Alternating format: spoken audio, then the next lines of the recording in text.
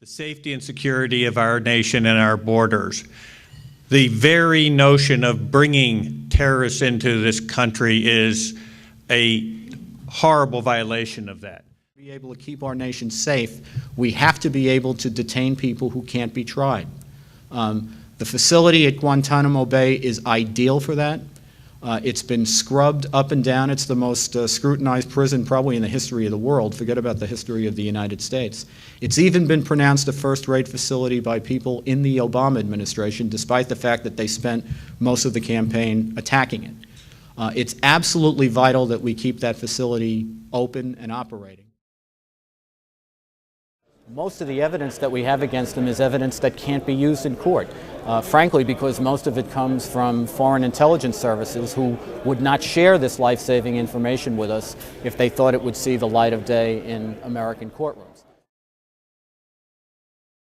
We have the advantage of some laws in the United States which make it illegal, a violation of American law, to bring aliens into the United States if they're either members of terrorist organizations or if they've had paramilitary training in the Al-Qaeda training camps such as in Afghanistan and Pakistan. It cost us tens of millions of dollars that we know works and that is outside the United States, and we'd be bring a threat into the country under circumstances where it'll cost us more tens of millions of dollars to secure ourselves, if we can, against that threat.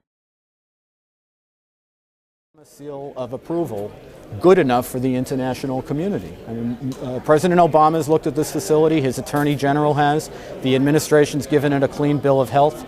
The thought that we need to close a place that everybody says is a first-rate facility because a number of people on the left think it's a symbol of a time they'd prefer to forget, even though it's a time I think that we might take the lesson that it's what kept us safe from terrorism for 8 years, is really absurd. The threat that we have right now, even though Al-Qaeda remains a great threat, is our own steadfastness in maintaining a posture that terrorism is a national security problem, not a criminal justice issue. We've returned to a September 10 mentality. We imagine that we have no real enemy out there, that we can deal with what we no longer call terrorism, or what we no longer call the terrorist threat, with simple diplomacy, with apologies, with acknowledging our arrogance, and with using law enforcement techniques.